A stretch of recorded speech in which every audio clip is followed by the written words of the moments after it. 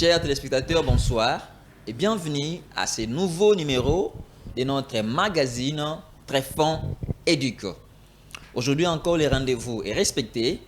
Nous sommes autour de ce plateau, question de parler sur ces grands sujets de l'actualité, à savoir l'éducation. Et nous sommes très heureux de vous savoir nombreux devant vos écrans, savourant ces moments sur l'éducation. Et aujourd'hui, nous sommes rassurés parce que l'équipe s'affiche au grand complet. Il y a Nathan Lutelamo qui nous a rejoint. Bonsoir Nathan. Bonsoir Monsieur Dieu, merci. Comment vous allez? Non, ça va bien, merci. Vous également? Merci beaucoup. Je profite de cette occasion pour vous souhaiter de vœux le meilleur pour ce 2023. Merci, c'est réciproque.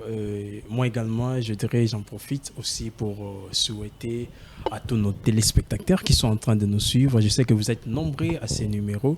Meilleurs vœux à vous, à toutes vos familles. Vraiment, je sais que 2023 sera une meilleure année. Merci beaucoup. Merci beaucoup. Je crois que les téléspectateurs ont reçu ces vœux le meilleur de la part de Nathan Lutelamo, directement de la part de Tréfond Éduque également. Tréfond Éduque, vraiment, merci beaucoup. Voilà, comme toujours annoncé, nous avons des rubriques qui vont étoffer cette production. Et avant de passer au développement, laissons la place au fil d'actualité.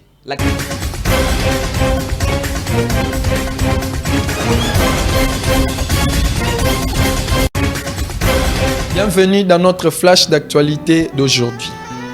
Beaucoup de gens se demandaient où était parti School Up.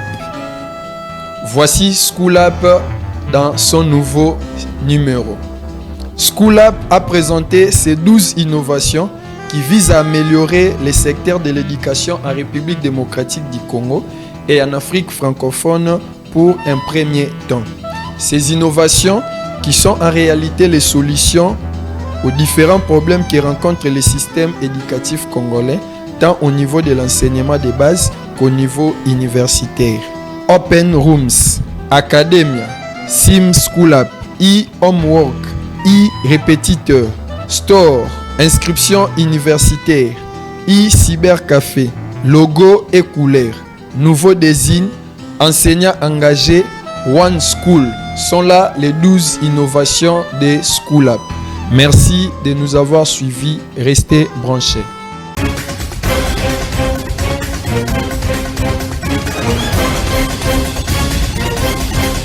Merci Maïlo Moyo pour ces flashs d'actualité. School Up, une application importante pour l'école. Je crois que c'est de la révolution au niveau scolaire.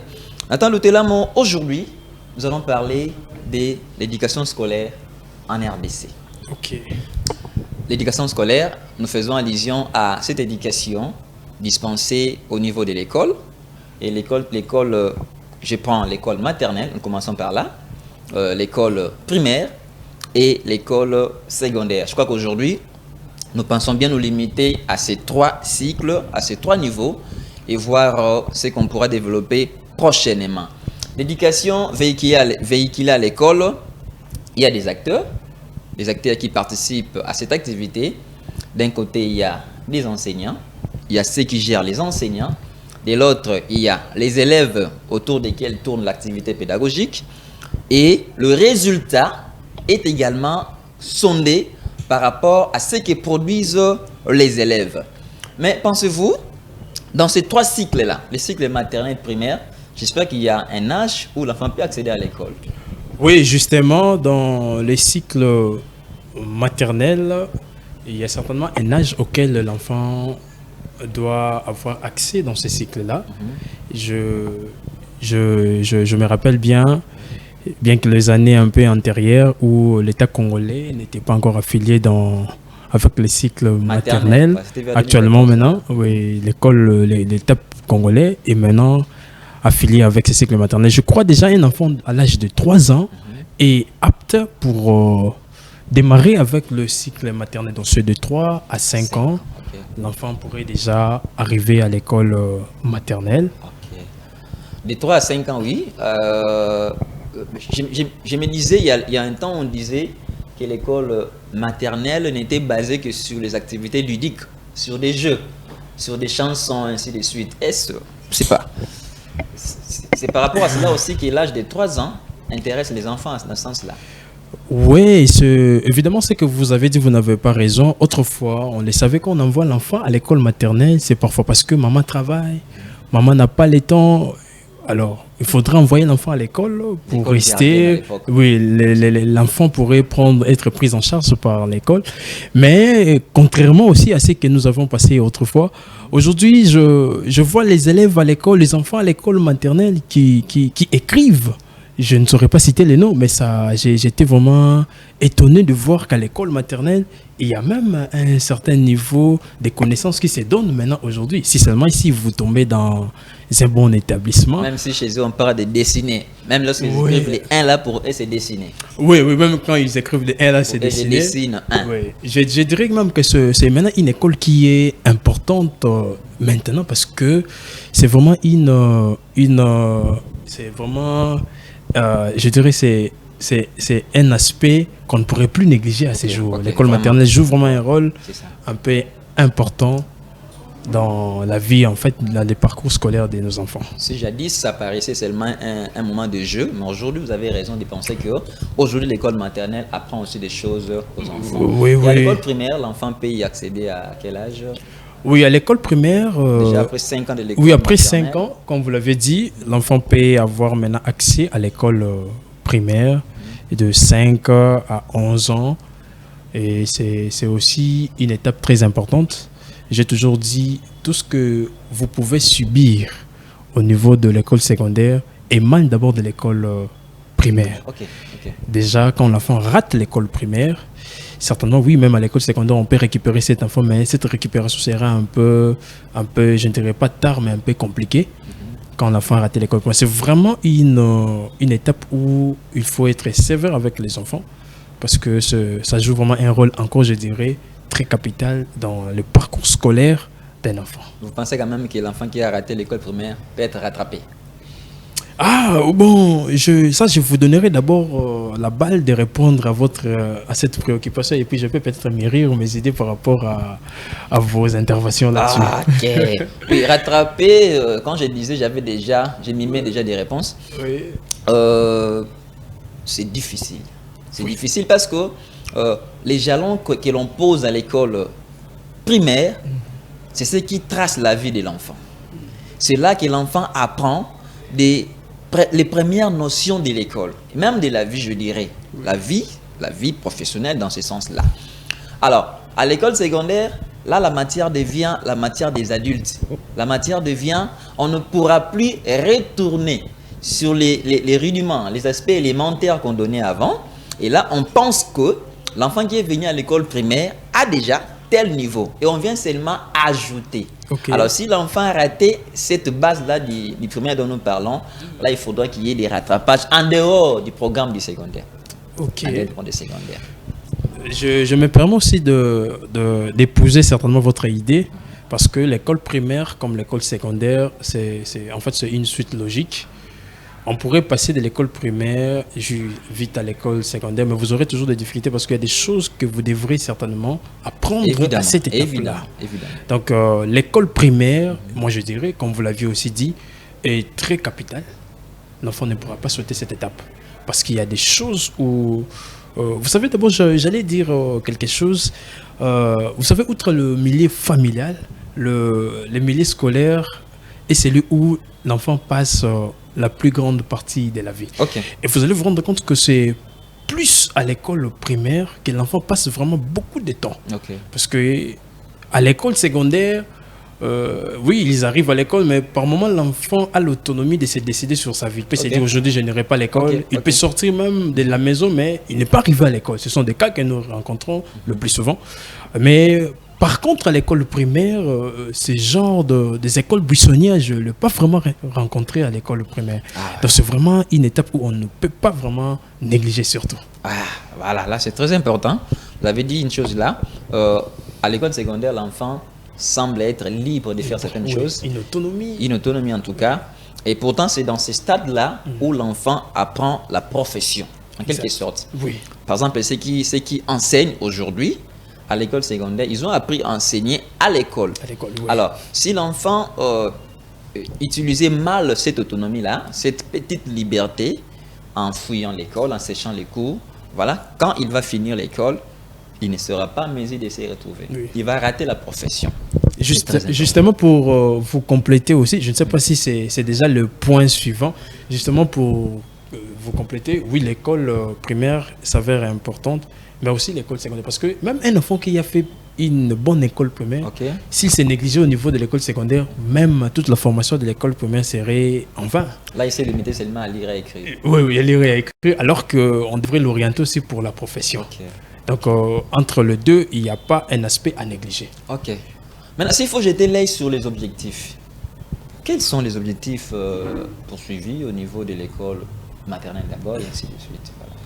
Oui, à l'école maternelle, nous l'avions dit au début, contrairement à ce que nous avions toujours pensé, on doit envoyer l'enfant à l'école maternelle parce que l'enfant est turbulent, parce que l'enfant a besoin aussi d'aller à l'école comme ses amis, parce qu'il y a des enfants comme ça qui partent à l'école par ces raisons. Parce que l'ami part. Oui, parce que le voisin part à l'école, la maman aussi se décide, bon, moi aussi mon enfant doit aller, ou encore parce que son frère part à l'école, pour moi quand il part, lui il est un peu dérangé. Mais outre toutes ces raisons, l'enfant, à l'école maternelle, on apprend l'enfant à parler. Ok, c'est vrai. À parler, comme je l'ai dit, c'est à part la maison qui demeure une éducation de base où l'enfant passe beaucoup de temps, mais aussi à l'école. Vous allez même vous rendre compte qu'il arrive des moments où, surtout à l'école primaire et maternelle, les enfants sont plus confiants même au maître même qu'à nous les parents. Ok. Ça, c'est vrai. Donc, ce que la dame a dit à l'école, l'enfant ne peut que retenir ce que la dame a dit que même son refuser père. même si il est catégoriquement. Je ne sais pas si vous l'avez déjà vécu. Évidemment, je l'ai vécu. Si l'enfant arrive avec son devoir, madame m'avait dit, donc vous ne pouvez pas traiter son père des malades. Papa, tu n'es pas intelligent. Madame m'avait dit ceci. Oui, en tout cas, voilà. Et donc, c'est à l'école maternelle qu'on apprend ces enfants. À travers des chansons, oui. À travers des jeux. Et l'enfant arrive à apprendre, à délier sa langue. J'ai vu même une école maternelle où on apprend même les enfants à lire. On apprend les enfants à lire l'alphabet à l'école maternelle. Ah, déjà? Oui, déjà. Donc, je sens vraiment qu'il y a une avancée avec ces cycles de maternelle. Ça, vraiment, je suis content. Je profite de l'occasion pour appeler les animateurs de la pédagogie, même pourquoi pas même c'est des maternelles, même des primaires, vous qui évoluez dans ce domaine d'éducation, nous vous offrons cet espace. Venez développer votre sujet sur l'éducation. Si les gens pensent que la maternelle ne sert qu'à jouer, venez convaincre les parents qui peut-être hésitent encore. Vraiment. Et nous revenons à l'école primaire, Papa Nathan. Oui, l'école primaire. Et là, à l'école primaire, quel objectif? Oui, à l'école primaire, c'est une continuité de l'école maternelle parce que vous allez voir surtout, il y a même des gens qui disent la première année, par exemple, primaire ou les degrés élémentaires, c'est une suite logique de l'école maternelle. À l'école primaire, on apprend l'enfant à lire, à écrire et à calculer. Donc, ce sont je dirais déjà, je peux déjà anticiper, ce sont en fait des briefings qui se donnent à l'école secondaire. Mais déjà à l'école primaire, vous devrez commencer par ça. Ces objectifs relancent enfin l'enfant pour le cycle à venir. Je ne sais pas si vous avez aussi un avis à mettre. Oui, Papa Nathan, ça c'est exactement la base dont nous sommes en train de parler sur l'éducation primaire. L'enfant apprend à lire, l'enfant apprend à parler. Déjà au niveau élémentaire, avec la lecture élémentaire, l'enfant apprend déjà à associer les syllabes et à former des mots, à lire ces mots. Et après les avoir associés, il arrive à formuler des petites phrases, des courtes phrases. Déjà au niveau de l'école, du niveau élémentaire, allais-je dire. Alors, arrivé au niveau du niveau moyen, au degré moyen, l'enfant commence à lire les petits textes avec l'enseignant. Les petits textes commencent à être lus. Et arrivé au niveau de degré terminal, donc 5e, 6e, là, l'enfant commence à exploiter en profondeur les textes où il est même autorisé aux enseignants d'aller puiser la richesse des mots contenus dans les textes. Un peu comme ce qui s'est fait à l'école secondaire, la lecture expliquée, comme on appelle ça là-bas chez eux. Exactement. Où l'enfant arrive à exploiter même la richesse contenue dans le texte. Et il fait de ces termes-là, de ces mots-là, ça entre dans son vocabulaire de chaque jour. Donc là, c'est important. Et cet enfant qui a maîtrisé la lecture, en tout cas, il doit apprendre à lire comme il est dit. c'est que cet enfant qui a maîtrisé le calcul, cet enfant qui a appris à compter, je pense qu'il a déjà reçu les atouts nécessaires pour aller ajouter la profession dans ce qu'il a déjà reçu. Il est déjà capable d'ajouter les tactiques pédagogiques, il est capable d'ajouter les tactiques d'électricité, de mécanique, ainsi de suite, afin qu'il soit utile dans la société. Et si l'enfant arrivait à passer outre ces bases de la pédagogie, donc de l'école primaire, c'est ce qui va capoter même au niveau secondaire. Et je crois que c'est même la cause de ce que nous constatons aujourd'hui. Oui. Vous allez voir à l'école secondaire, je ne sais pas si vous n'avez pas remarqué que les niveaux, surtout au niveau secondaire, ne fait que baisser. Les remarquez-vous aussi? Oui, exactement. Même nous sommes enseignants, nous l'avions remarqué, contrairement au jadis où quand on recevait les enfants à l'école, à l'éducation des bases, on sentait quand même que les enfants avaient des avancées. Mais aujourd'hui, on se pose parfois des questions. Est-ce que ces enfants étaient réellement à l'école? Vraiment. Est-ce qu'ils ont fait l'école primaire?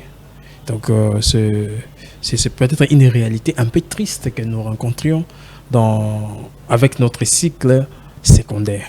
Le cycle secondaire. Oui. Mais, puisque nous sommes dans ces dossiers-là, essayons un peu de brosser le tas des lieux de ces systèmes éducatifs, de cet enseignement scolaire. Si nous arrivons au niveau secondaire, nous voulons critiquer ce qui s'est fait au niveau secondaire, mais il faudrait aussi faire un reculon, arriver un peu au niveau de l'école maternelle. Ensemble avec vous, nous avons dit, à l'école maternelle, l'enfant apprend déjà l'oralité. Il arrive déjà à parler. À l'école primaire, l'enfant apprend à lire, à écrire et à calculer. Déjà, ces bases sont suffisantes pour qu'au niveau du secondaire, l'enfant ait déjà ce qu'il faut.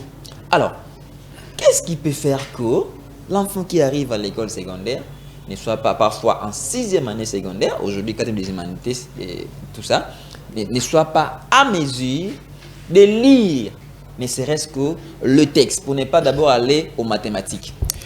Oui, merci, monsieur Dieu, merci. Ça, c'est un point vraiment très capital. Il y a beaucoup de raisons qui sont liées à cet aspect. Je tenterai un peu de numérer les quelques raisons auxquelles j'ai quand même pu remarquer. Bon, vous savez, nous l'avions vu, hein, il y a des enfants qui étaient performants à l'école primaire, mais quand ils arrivent à l'école secondaire, apparemment rien ne marche. C'est comme nous l'avions dit, une des raisons peut-être que je peux d'abord évoquer est que à l'école primaire, vous allez vous rendre compte que l'enfant est totalement sous réserve, sous surveillance de ses parents, contrairement à l'école secondaire. Voilà pourquoi je profiterai, comme vous l'avez dit, je demande à tous les parents, j'espère que vous êtes nombreux partout en train de nous suivre, parce que cette émission nous fait tellement du bien. Comme vous êtes en train de les commenter, nous recevons beaucoup d'appels, beaucoup de remerciements, beaucoup d'encouragements à ces numéros. Okay, merci beaucoup. Et je dirais à tous les responsables qui sont en train de nous suivre, vous allez voir papa dire merci. Quand l'enfant est à l'école primaire, vous sentez vraiment qu'il y a l'accompagnement du parent. Okay. Les parents suivent à la loupe l'évolution de son enfant. Mais apparemment, c'est comme si, peut-être, permettez-moi pour le terme, quand l'enfant arrive à l'école secondaire, c'est comme si c'est un enfant qui est abandonné à l'école. Rarement même, on remet même des journaux de classe où les parents ne signent même pas. Voilà. Il y a même des enfants qui viennent payer les frais eux-mêmes. Je me dis déjà quand l'enfant vient, sans l'accompagnement des parents. Sans l'accompagnement. Et vous verrez même les signatures de bulletins. Il y a des ramassis, les enfants prennent des ramassis en cours de route qui viennent signer. Donc, c'est-à-dire, je demanderai à tous les parents, vous qui avez accompagné les enfants depuis l'école maternelle et primaire, l'enfant ne devient pas majeur à l'école secondaire. Même à l'école secondaire, continuez à accompagner les enfants. Et j'espère que cet accompagnement à l'école secondaire, c'est ce qui rendra encore très performant notre système éducatif. Ça, c'est un appel que je fais à tous les parents que je suis. Je vous le fais aussi au travers de notre émission Très Fond Éthique. Accompagnons nos enfants, même au niveau secondaire. L'enfant qui est en 6e n'est pas d'office parent. Vous verrez des enfants en 6e, ils font tout ce qu'ils veulent. Il y a des enfants qui étaient serrés à l'école primaire, mais quand ils arrivent à l'école secondaire, l'enfant ne sent pas l'accompagnement. Et très souvent, c'est le caractère des enfants. Quand il ne sent pas une pression, même l'enfant peut... Il se relâche. Il se relâche. Il sait que même si à l'école primaire, vous allez voir, c'est ce que nous rencontrons. Quand l'enfant revient de l'école, maman l'impose même d'aller se reposer. Un moment, maman l'a réveille, montre-moi les devoirs. Pourquoi tu n'avais pas écrit? Mais c'est rare de retrouver ces habitudes à l'école secondaire. Donc même les parents se sentent que l'enfant est libre, il a grandi, il peut faire tout ce qu'il veut. En fait, moi, ce que je dois faire, c'est de payer les frais. Et Voilà par un conséquent, l'enfant arrive au sommet, Oui. incapable de faire quoi que ce soit de mieux. Oui, oui. Et nous avons vu, nous continuons à voir lors des publications d'examen d'État, Mhm. vous allez voir les 100% que les écoles affichent à gauche et à droite, mais c'est même diplômés. Oui. Lorsqu'ils essayent de s'exprimer devant le micro, vous allez entendre des mots qui n'ont jamais existé. Des structures qui n'ont jamais existé. Des structures proches du français. Et là, je crois que l'élément que vous avez évoqué sur le relâchement de parents, je crois que c'est fondé. Oui. Et l'enfant qui était habitué à une sorte de pression à l'école primaire, il arrive à un moment où il est libre de faire ce Ce qu'il qu'il veut. veut. Et si et seulement si il n'arrive pas à s'auto-gérer, il est égaré. Et la conséquence, c'est que l'enfant est totalement perdu, Perdu. incapable de lire. Oui. Mais est-ce que, si nous sommes en train de dire ça, moi je pense qu'on doit aussi aller bien regarder à l'école primaire. Oui. C'est vrai, l'enfant peut rater la profession. Il n'est pas en mesure d'enseigner, parce qu'il même s'il a fait la pédagogie. Mais si l'enfant n'est pas en mesure de lire, il n'est pas en mesure de lire, là je pense qu'on ne peut plus accuser ces relâchements-là qui ne viennent qu'au niveau secondaire. Parce que c'est à l'école primaire que l'enfant devrait apprendre à lire. Et s'il n'est pas en mesure de lire, moi je pense Oui. qu'il y a aussi un problème. Apparemment, Oui. je peux aussi dire que l'école primaire a aussi failli. Oui, il y a des moments, comme vous l'aviez dit, on ne saura pas toujours déposer cette charge dans les rangs des parents, mais aussi à l'école primaire aussi. Vous savez, il y a des moments où je l'ai toujours dit, peut-être la seule profession où on peut accéder facilement, c'est l'enseignement. Et aujourd'hui, l'enseignement récupère n'importe qui. Excusez-moi, peut-être le terme ne sera pas bien accepté. Ok. Je suis en train d'utiliser souvent les termes que M. Maylor me donne. C'est ça que je suis en train d'utiliser. C'est le vocable. J'aime beaucoup le vocable de M. Maylor. En tout cas, l'école, tellement qu'il y a une facilité où on peut facilement accéder. C'est dans la profession où il faut devenir enseignant. D'un coup, vous devenez enseignant. Imaginez-vous déjà que quand cet enseignant n'a pas une bonne base, qu'est-ce qu'il peut transmettre à ses enfants? Je vous donne raison, certainement. Nous avons tous connu que quand l'enfant sort de l'école primaire, il doit certainement être une tête bien faite. Mais aujourd'hui, on rencontre un enfant de l'école primaire, mais apparemment, c'est comme si l'enfant qui devrait commencer l'école ce jour-là. Ok. Pourquoi? Quand il y a de l'incompétence remarquée au niveau de l'école, déjà au niveau de l'enseignant, entendez-vous qu'un incompétent ne peut que former son prochain incompétent. Vraiment, aïe, là c'est grave. Maintenant, puisqu'il y a des problèmes, puisqu'il y a des choses que nous sommes en train de vivre, des finalistes incapables, on ne parle même pas d'abord de leur domaine, on ne parle que du français.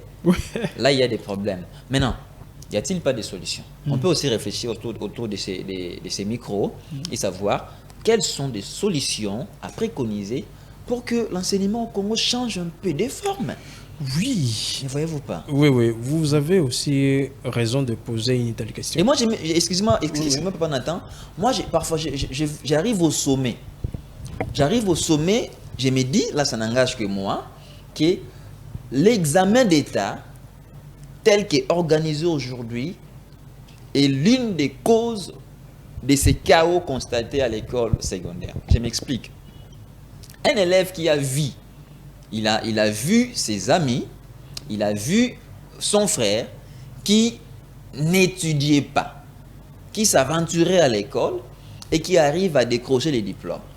L'élève qui est en 7e, il sait que ceux qui sont en 3e, 4e, 5e, ils finiront par ramasser les diplômes à la fin de leur cursus. Papa, quel effort va-t-il fournir pendant qu'il est encore au 7e? Mais s'il voyait cet aîné-là refaire l'année 3 fois, 2 fois, parce qu'il n'a pas été intelligent, moi je pense qu'il va se préparer déjà dès le bas âge. Oui, justement, si je dois commencer, je n'allais pas commencer par là, mais je dois quand même commencer par ce que vous venez d'évoquer. Vraiment, c'est très capital. Vous savez, comme vous l'avez dit, c'est un engagé que Oui, vous. vraiment. Moi également, je peux continuer avec cet engagement. Ok. Maintenant, cette fois-ci de ma part. Ok. Vous savez que le problème est que quand vous rentrez un peu au jadis, vous allez voir, l'école était en train de faire des inscriptions sur la formation. Quand une école fait l'inscription, il parlera de ces produits, notamment, c'est d'abord la formation. Ok. Nous, c'est la formation. Nous, c'est la formation. Maintenant, regardez aujourd'hui. Je vais vous faire un peu rire un tout petit peu. Ok. Une fois, j'ai rencontré une dame qui est venue inscrire son enfant à l'école maternelle. Mhm. Et la maman est entrée à l'école maternelle, je précise. Il pose la question, ah, Babé, t'es à 100%. Déjà, à l'école maternelle, imaginez. Donc, ça dit pourquoi? Parce que en fait, le message que donne l'école aujourd'hui ne pousse pas à ses enfants de chercher la formation. oui. Cherche les Vous allez diplômes à la voir fin. l'école qui dit Bissot est ratakate. Oh là là. Bissot 100% sûr. Déjà, avec ces vocables, je ne sais pas comment l'enfant viendra dans le but de travailler. Donc, l'enfant sait déjà, même si je ne fais rien, il y a déjà un effort que l'école va fournir à ma place. Mais si nous rentrons au niveau de l'acteur, en fait, je parle de celui qui enseigne. Y a-t-il pas aussi des réformes à faire? Vous avez dit ça tantôt, que celui qui est incompétent ne pourra produire que son compère qui est aussi incompétent. Oui. Apparemment, l'enseignant aussi. Oui, si j'ai rejoint le mot du président de la République, Félix Tshisekedi, qui a dit les enseignants eux-mêmes n'ont pas de niveau, Oui. n'ont pas de matière. En tout cas, c'est énoncé qui a créé beaucoup de problématiques dans ce pays. Mais au fur et à mesure, de notre côté, chacun de son coin, même s'il ne va pas les dire en public, chacun se rend compte qu'apparemment le président avait raison. Apparemment, le président avait raison. Malgré tous les remous que ça... Oui, mais moi je dirais qu'il faut en tout cas un recyclage pour les enseignants. Il faut vraiment un recyclage. Oui, c'est un métier où on peut accéder facilement, mais c'est un métier qu'on accède facilement, mais qui a beaucoup de l'importance sur l'avenir des élèves auxquels vous faites face quand même. Il faut vraiment un recyclage à ces enseignants. Mais aussi, il y a un aspect que je ne saurais pas toucher aujourd'hui, mais en passant quand même, c'est un message que je donnerai aussi à tous les promoteurs, à tous les ADG des écoles. Prenez quand même soin des préfets, des écoles publiques. Pourquoi même pas jusqu'à la haute hiérarchie de la République. Prenez quand même bien soin de ces enseignants. Prenez quand même bien soin parce que parmi les raisons qui poussent ces enseignants, nous sommes mal payés. En tout cas, c'est que nous sont mal payés. Oui, ils sont mal payés. Il est mal payé. Oui, voilà. Et il ne peut pas faire un bon travail. Oui, je ne peux pas, voilà. Et mais il y a un phénomène qui arrive là-bas, puisqu'il est mal payé, il doit chercher à accumuler. Et puis, trois écoles, puis se cumule maintenant. Oui, se cumule. Et aussi à la base de la destruction de l'éducation. Je crois que c'est un sujet important sur lequel on pourra revenir prochainement. Parler de la vie de l'enseignant. Exactement. Et la vie de l'enseignant cause aussi la chute. Oui. Mais avant de connaître l'enseignant, il faut aussi voir c'est lui qui l'a engagé. Oui. Alors je crois qu'on doit passer à la rubrique suivante avant de revenir sur les tout derniers points. Nous passons à la découverte scientifique. Bienvenue à notre découverte scientifique et culturelle d'aujourd'hui. Nous allons parler du système éducatif, particulièrement celui de la RDC. Le système éducatif, par définition, est l'ensemble des ressources mises en œuvre pour éduquer les élèves à tous les niveaux d'une nation. Et généralement, on fait référence aux écoles. Un système éducatif doit être axé sur la performance. Un système éducatif doit être constitué de toutes les composantes et acteurs interagissant dans l'enseignement et la formation. Plusieurs critères font l'objet du classement des meilleurs systèmes éducatifs au monde. Mais on commence par voir la valeur accordée à l'éducation par la nation, le temps qui lui est consacré et la manière dont l'éducation est répartie au sein d'un pays. Retenons qu'en 2022, la RDC n'a pas été classée parmi les meilleurs systèmes éducatifs mondiaux. En RDC, le système éducatif est placé sous la tutelle de 3 ministères. Le ministère de l'enseignement primaire, secondaire et technique, le ministère de l'enseignement supérieur et universitaire et le ministère des Affaires sociales, Action humanitaire et solidarité nationale. Est-ce le système éducatif congolais est bon?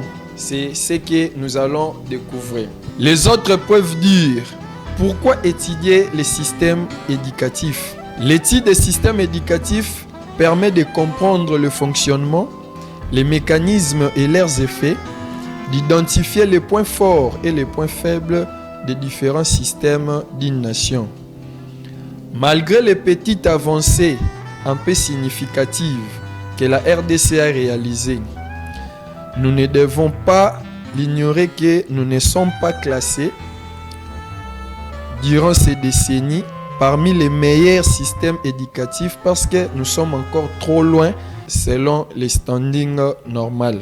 Il est temps pour nous que les 3 ministères de tutelle du système éducatif congolais puissent revoir leur stratégie afin de booster un peu les choses. À chaque Congolais aussi, de sa part, de voir à quel niveau il peut contribuer pour que notre système s'améliore. Le système éducatif congolais doit donc être revu. Merci pour suivre cette tranche. À nous revoir au prochain numéro. Merci beaucoup, Maïlo Moyo, pour cette découverte scientifique. Je suis abasourdi d'apprendre que notre système éducatif n'est pas classé parmi les meilleurs systèmes. C'est choquant. Oui. Pourtant, c'est la réalité. Oui. C'est la réalité par rapport à tout ce que nous sommes en train de voir.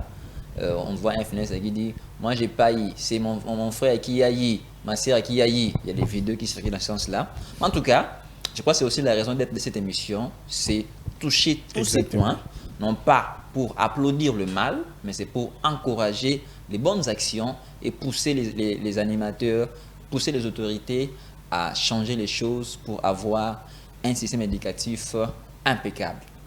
Passons à notre dernière rubrique, page rose, toujours avec Maïlor Moyo. 2023, année de repos. Tréfonds Édic présente ses vœux à tous ses téléspectateurs. Les vœux de paix, de santé, de bonheur, de postérité, de gaieté et de grande joie. Nous profitons aussi à souhaiter joyeux anniversaire à notre frère Neftali Mingiedi Fadiga Motama Elamo. Meilleurs vœux à tous. Ciao. Merci beaucoup, Maïlo, pour cette page rose. Et merci à tous nos téléspectateurs de nous avoir suivis. Le prochain rendez-vous est pris la semaine prochaine où vous allez trouver un nouveau numéro avec les mêmes acteurs, avec la même équipe, toujours très soucieux de vous communiquer autour de l'éducation. Il y aura toujours des bonnes choses à partager. Il y a notre compte YouTube qui est là affiché au bas de l'écran. Consultez, envoyez-nous des messages, envoyez-nous vos appréciations et surtout, vous les animateurs pédagogiques, les promoteurs, les préfets, les directeurs, dans tous vos rangs en tout cas, si vous avez des points de vue à développer, vous qui aimez l'éducation, en tout cas, nous vous offrons ces plateaux. Appelez-nous sur ces numéros-là affichés et nous serons heureux de vous recevoir. Et ce n'est pas seulement le préfet. Toute institution qui touche l'école, pourquoi pas les églises, qui touchent l'éducation, j'allais dire, pourquoi pas les églises, pourquoi pas tous ces gens-là en tout cas, ils sont les bienvenus. Ils sont les bienvenus. Parce que l'église aussi doit contribuer à la gestion de l'éducation. Exactement. Voilà, si on pourrait recevoir un pasteur ici, pour décortiquer l'éducation religieuse en tout cas, il sera le bienvenu. Le bienvenu. Merci de nous avoir suivis. Merci Papa Nathan. Merci Papa Dieu, merci. Merci en tout cas. Je sais que le rendez-vous est pris, comme l'a dit Papa Dieu, merci. Bien que choquant comme a dit Papa Maïlo, mais je sais qu'au partir des tréfonds, à partir de cette émission au tréfonds, on va essayer quand même d'améliorer les systèmes éducatifs. Comme a dit encore Papa Dieu, merci. Ce n'est pas seulement au préfet de nous suivre, même toutes les autorités qui sentent qu'il doit quand même, il a quand même quelque chose à émettre, parce que aussi, il y a aussi un problème de temps et de l'espace. Hein. Il y a quelqu'un qui a des idées, mais il ne trouve pas où émettre ses idées. En tout cas, vous êtes le bienvenu à cette émission. Voici l'espace qui vous est confié. Merci beaucoup. Ciao, au revoir. On se voit à notre prochain numéro. À la prochaine. À la prochaine. Merci beaucoup. Merci beaucoup.